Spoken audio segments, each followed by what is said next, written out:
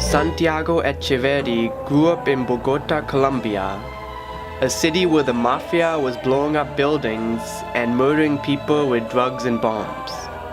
AIDS was killing his friends, and death squads were threatening his life for being openly gay.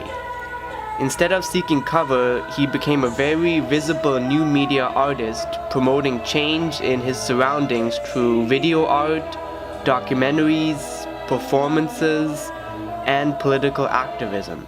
How did you get into drag, and when did you start performing drag? Back in 1989, my colleague and friend Constanza Camelo started doing performance art, and she used me as her object.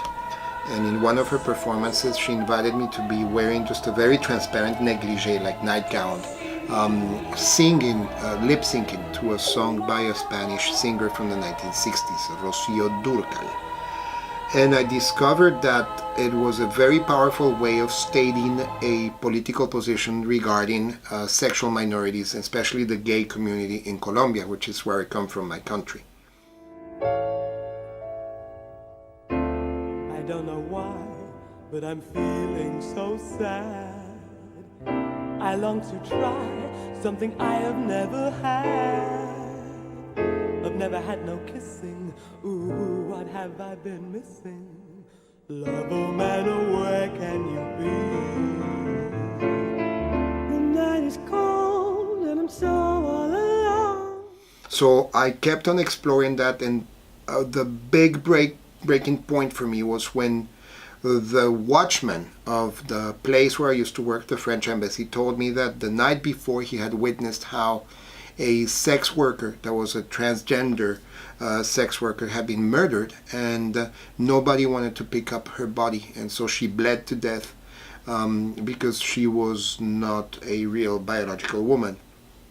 She was pretty much a transvestite, as we used to call them back in the 1990s. And he made me realize that pretty much we were part, as the gay and lesbian community, but mostly the gay community, we were considered as a disposable group of people. So I started seeing drag as a political response. And how is it that from that political response I had to assume a responsibility in the reality of my country? And I needed to make a statement. So that's when I did my first appearance in drag in 1992 in one of my videos inspired by that experience, called Last Night a Transvestite Was Killed. And then after that, I kept on doing these performances in drag, and people were quite shocked because of the country, because of the culture, and because of the conservative tradition of the city where I come from, Bogota. Anoche mataron un travesti en la carrera 15 con 93. El celador me contó que nunca había visto a nadie gritar así. Ningún carro quiso mancharse con la sangre de un marica.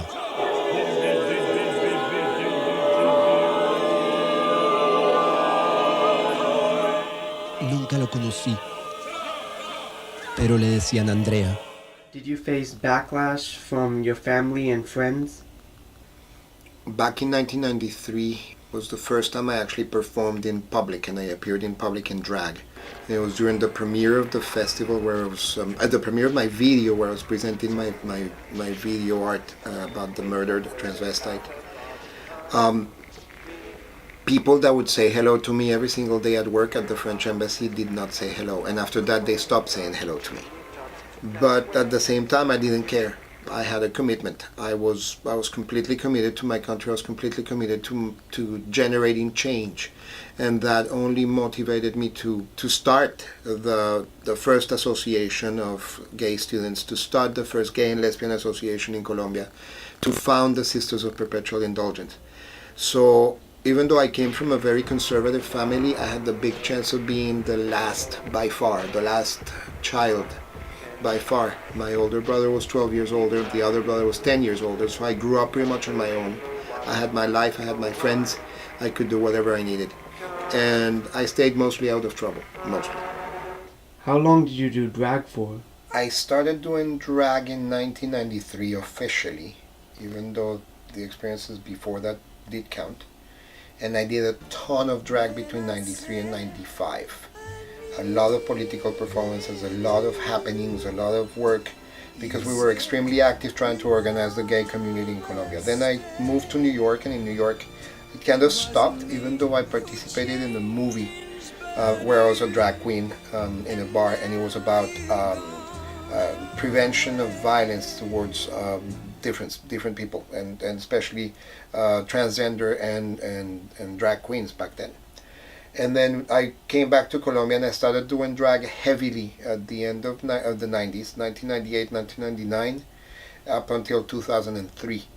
And then after that I moved to the United States, and in the United States the things changed because it was in a different country, it was in a different situation, political situation, and I didn't see the need to really be a drag queen anymore because of the way drag queens are seen here. Here it's much more a form of entertainment, whereas in Colombia it's still a form of transgression.